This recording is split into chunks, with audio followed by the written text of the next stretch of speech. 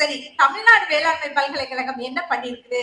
நான் வந்த உடனே கையில எடுத்த ஒரு விஷயம் நான் எப்படி யோசிச்சேன்னா, நம்ம நிறைய ஃபார்மர்ஸை ரீச் பண்ணணும். தமிழ்நாடு வேளாண்மை பல்கலைக்கழகத்துக்குன்னு ஒரு பெருமை இருக்குது. நீங்க பாத்தீங்கன்னா நம்மளுக்கு 117 offices, 18 college, 43 research station, 15 KVK, centre of excellence, இப்படி 117 இடத்துல ஆபீசஸ் தமிழ்நாடு முழுவதும் வியாபித்திருக்கும். மட்டும் இல்லாம ஜிஐ டேக் வாங்குறது, ஏற்றுமதிக்கான வழிகளை பண்றது, எல்லாத்துக்குமே பணம் வேணும். இந்த பேங்கிங் செக்டார் கூட கனெக்ட் பண்ணி விடுறது, நம்ம விளைவிக்கிறது கூட விளைவிச்சிடலாம். சந்தைப்படுத்துதல் அப்படிங்கிறது ஒரு பெரிய விஷயமா பாக்குறோம். கூட்டுறது, ஒவ்வொரு விளைபொருளையும் எப்படி மதிப்பு கூட்டுறது, மதிப்பு கூட்டி வித்தோம்னா 3000 4000 ரூபாய்க்கு விற்கலாம். 3 மடங்கு அதிக விலைக்கு விற்கக்கூடிய வசதி இருக்கு. என் பையன் என் கூட வந்துட்டா கடவுளை கூட நான் அடுத்த ஸ்டேஜ்ல தான் பாப்பேன்னு உண்மையான வாசகம். ஒரு வாசகம் சொன்னாலும் திருவாசகம் மாதிரி சொல்லிட்டாரு அவரு. நம்ம கல்ச்சர் என்ன வேணும்? நம்ம பசங்களை டெய்லி காலையில 4 திட்டு திட்டணும். ஏன்டா இதை பண்ணலன்னு 4 திட்டு திட்டணும். ஓடி வாடா கண்ணுன்னு ஒரு கட்டி பிடிச்சா அவனை ஒரு ஆறுதல் படுத்தணும். இதெல்லாம் ரொம்ப முக்கியம் நம்மளுக்கு. நம்ம காலம் வெகு தூரத்தில் இல்லை, நம் பசங்கள் நம்மளை நோக்கி வருவாங்க. அப்படி வரும்போது நம்ம அவங்களுக்கு ஒரு நிலையான நீடித்த வருமானம் கொண்ட வேளாண்மையை நம்ம அவங்களுக்கு வச்சிருக்கணும். சரி, தமிழ்நாடு வேளாண்மை பல்கலைக்கழகம் என்ன பண்ணிருக்குது அப்படின்னு சொல்லி பார்த்தோம்னா, ஃபார்மர் ப்ரொடியூசர் ஆர்கனைசேஷன்.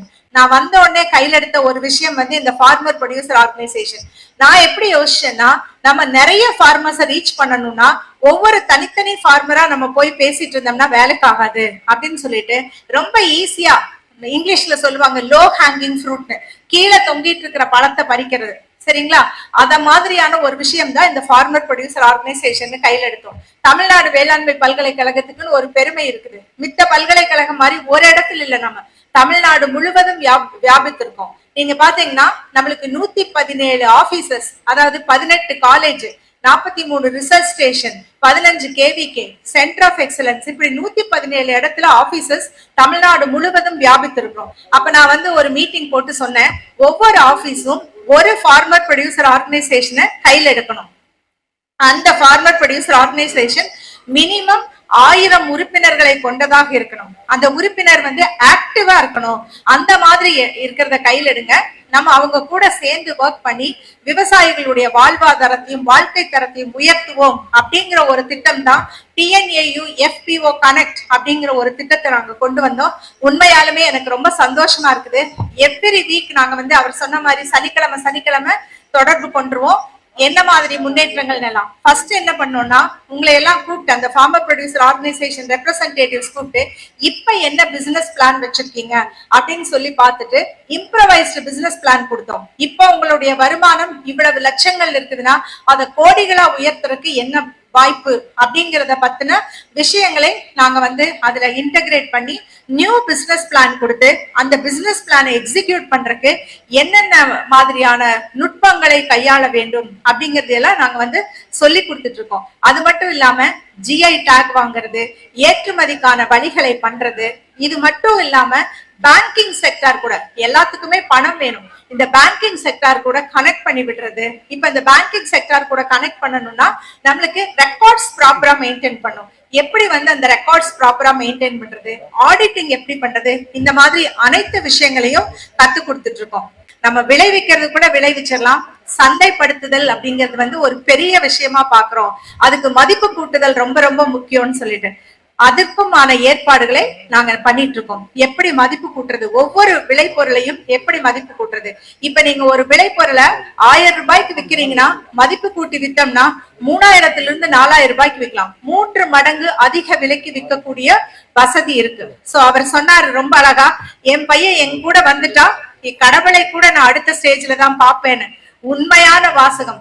ஒரு வாசகம் சொன்னாலும் திருவாசகம் மாதிரி சொல்லிட்டாரு அவரு, இல்லைங்களா?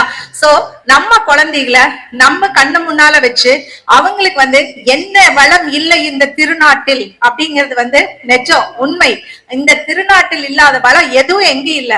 போனா பயங்கர பெரிய காரு, ஓகே, நல்ல ஃப்ரீ ரோடு, நான் போறேன் வரேன் அப்படின்னு இருக்கிறதெல்லாம் என்ன பண்ணுவீங்க? இங்க பேரண்ட்ஸ் உட்காந்துட்டு வீடியோ கால்ல பாத்துட்டு எப்பா என்னப்பா பண்ணிட்டு இருக்கிற, அவ்வளவுதான். நம்மளுக்கு எல்லாம் என்ன வேணும்? நம்ம கல்ச்சர் என்ன வேணும்? நம்ம பசங்களை டெய்லி காலையில 4 திட்டு திட்டணும்.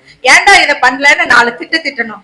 ஓடி வாடா கண்ணுன்னு ஒரு கட்டி பிடிச்சு அவனை ஒரு ஆறுதல் படுத்தணும். இதெல்லாம் ரொம்ப முக்கியம் நம்மளுக்கு. நம்ம கல்ச்சர் அது. அந்த கல்ச்சருக்கு நம்ம பசங்களை திருப்பி கூப்பிட்டுட்டு வரணும். கூப்பிட்டுட்டு வந்து நம்ம கிட்ட இத்தனை வளம் இருக்கு. நீங்க பாத்தீங்கன்னா இப்ப ரைட் நவ் நம்ம 6th லார்ஜஸ்ட் எக்கானமியா உட்கார்ந்துருக்கோம். அதாவது பொருளாதார ரீதியில 6வது இடத்துல இருக்கும். ஆனா நம்முடைய ஸ்டேட் கவர்மெண்ட்டும் சரி, சென்ட்ரல் கவர்மெண்ட்டும் சரி ஒரு திட்டத்தை நோக்கி போயிட்டு இருக்காங்க.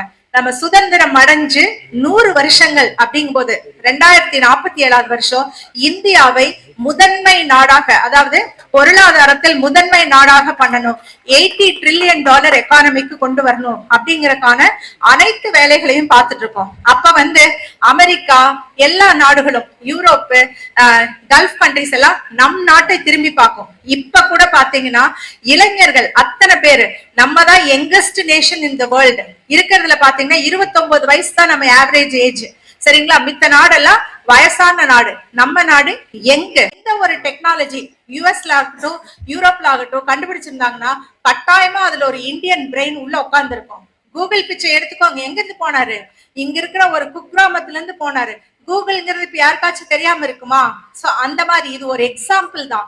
இந்த மாதிரி நிறைய விஷயங்கள் நம்மளோட திருநாட்டில் நடந்துட்டு இருக்கு. சோ காலம் வெகு தூரத்தில் இல்லை. நம் பசங்கள் நம்மளை நோக்கி வருவாங்க. அப்படி வரும்போது நம்ம அவங்களுக்கு ஒரு நிலையான நீடித்த வருமானம் கொண்ட வேளாண்மையை நம்ம வச்சிருக்கணும். சோ அதற்கான ஒரு முயற்சி தான் இந்த மாதிரியான கூட்டங்கள், உங்களை எல்லாம் சந்திக்க வர்றது, இது எல்லாமே.